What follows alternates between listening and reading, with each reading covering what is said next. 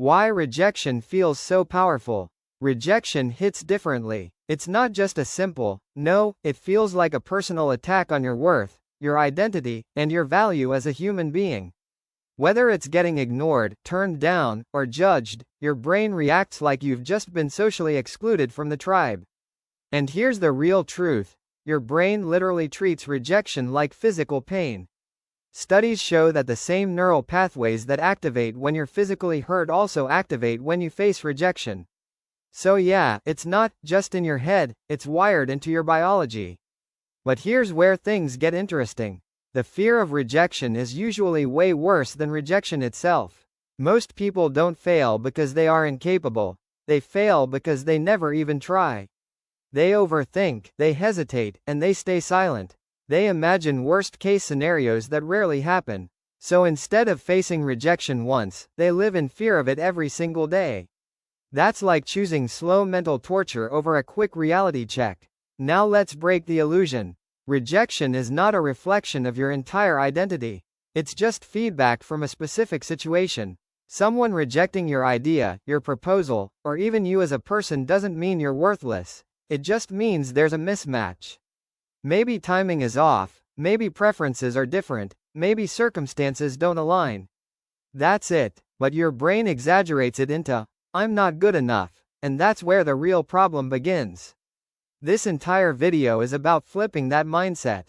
You're going to understand rejection scientifically, psychologically, and practically. Not just motivation, actual tools. By the end, you won't just cope with rejection, you'll use it as fuel.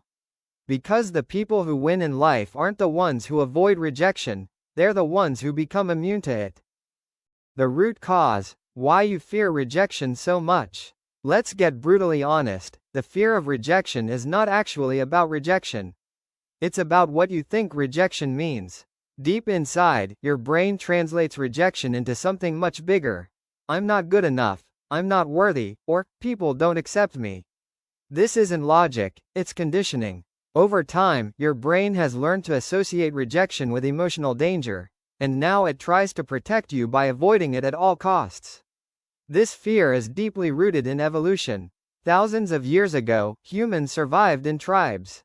If you were rejected by your group, you were basically dead, no protection, no resources, no survival. So your brain evolved to treat social rejection as a life-threatening risk. Fast forward to today, you're not going to die if someone says no to you. But your brain hasn't fully updated that software. It still reacts like you're about to be kicked out of the tribe.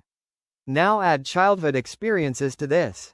If you grew up being criticized, judged, compared, or ignored, your brain likely became hypersensitive to rejection. Even small negative responses can feel huge.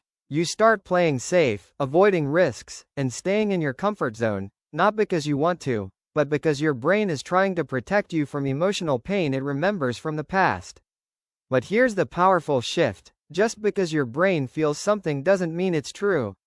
Fear of rejection is a psychological illusion created by outdated survival instincts and past experiences. Once you understand this, you stop blindly obeying that fear. You start questioning it, and the moment you question it, you take back control. The truth, rejection is normal, not personal. Let's reset your perspective completely. Rejection is not something unusual, rare, or shameful. It is literally a normal part of life. Every successful person you admire has faced rejection again and again. The difference is not that they were never rejected, the difference is they didn't take it personally. They understood something most people don't. Rejection is a filter, not a final judgment. Think about it logically. Every human has different preferences, expectations, and standards. What one person rejects, another person might value deeply. So when someone rejects you, it doesn't mean you lack value. It just means you're not the right fit for that specific situation. That's it. But your brain makes a massive mistake. It generalizes one rejection into a universal truth about your worth. That's not reality, that's distortion. Here's a powerful example. Imagine a job interview where you get rejected. Does that mean you're completely useless? Obviously not. It could mean the company was looking for a different skill set, or maybe they already had someone internally. or maybe the interviewer just didn't vibe with you. There are dozens of variables that have nothing to do with your actual capability. But instead of analyzing this logically, most people jump straight to self-doubt. Now understand this deeply: rejection is data. It gives you information. It shows you where you stand, what needs improvement, or where you simply don't belong. When you stop taking rejection personally, you stop suffering emotionally. Instead, you start learning strategically. And that shift, from emotional reaction to logical analysis, is what separates confident people from insecure ones. The hidden trap: overthinking and imaginary rejection. Most of the rejection you suffer from never actually happens. Let that sink in. A huge part of your fear is not based on real experiences. It's based on imagined scenarios. You play conversations in your head, predict negative outcomes, and reject yourself before anyone else even gets the chance. This is called anticipatory anxiety, and it's one of the biggest traps keeping you stuck. Your brain loves to simulate worst-case scenarios. What if they laugh at me? What if I get embarrassed? What if they say no? These thoughts feel real, but they are just mental projections, not facts. And the more you entertain them, the more convincing they become. Eventually, you don't even try. You cancel opportunities, stay silent, and avoid action, not because rejection happened, but because you imagined it would. Here's the brutal truth: you're rejecting yourself more than the world ever does. Every time you don't speak up, don't apply, don't approach, don't ask, you've already said no to yourself. And that's worse than any external rejection, because it slowly destroys your confidence from within. You start believing you're not capable, when in reality, you just never gave yourself a chance. The way out is simple but uncomfortable. You need to interrupt this pattern. Instead of asking, what if it goes wrong? Start asking, what if it goes right? Or even better, what's the worst that can realistically happen? Most of the time, the worst-case scenario is just a moment of awkwardness, not a life-ending disaster. When you start seeing your thoughts as possibilities instead of truths, you regain control over your actions. Rewire your mind. Change what rejection means to you. Right now, your fear exists because your brain has attached a negative meaning to rejection. You see it as failure, embarrassment, or proof that you're not good enough. But here's the game-changing idea: rejection itself is neutral. It has no meaning until you assign one. So if your interpretation is the problem, that means you can change it. Start by reframing rejection as feedback, not failure. When something doesn't work out, instead of saying, "I got rejected," shift it to, "I got information." Information about what works, what doesn't, where you need to improve, or where you simply don't belong. This small shift sounds simple, but it completely changes your emotional reaction. You move from feeling attacked to feeling informed. Next, understand the concept of detachment. Your actions are not your identity. You are not your results. If someone rejects your idea, they are rejecting the idea, not your entire existence. If someone rejects you socially, it's about compatibility, not your worth as a human being. The moment you detach your identity from outcomes, rejection loses its emotional power over you. And here's a powerful mental model: start seeing rejection as a filtering system. Every no is just clearing space for the right yes. Instead of chasing universal approval, which is impossible, focus on finding alignment. You don't need everyone to accept you. You just need the right people, the right opportunities, and the right situations. Once you internalize this, rejection stops feeling like loss, and starts feeling like direction. Build rejection immunity. Exposure is the only cure. Here's the truth most people don't want to hear: you don't overcome fear by thinking about it, you overcome it by facing it. There is no shortcut, no hack, no motivational trick that replaces real exposure. If you keep avoiding rejection, your brain keeps believing it's dangerous. But the moment you start facing it repeatedly, your brain slowly realizes, wait, nothing bad actually happened. This is called exposure therapy, and it's one of the most scientifically proven ways to reduce fear. The idea is simple: gradually expose yourself to the thing you're afraid of, again and again, until your emotional response weakens. The first time will feel uncomfortable. The second time too. But after enough repetitions, your brain gets bored of reacting. What once felt terrifying becomes normal. Start small. Don't jump into extreme situations. Begin with low-risk actions. Ask a stranger for directions. Start a casual conversation. Share your opinion in a group, or post something online without overthinking. The goal is not to succeed every time. The goal is to experience rejection and survive it.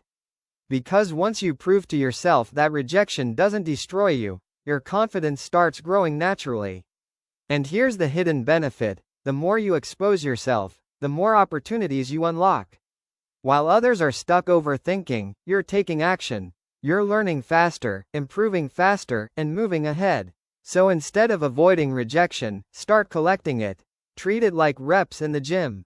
Every rejection is one step closer to becoming mentally strong and unstoppable.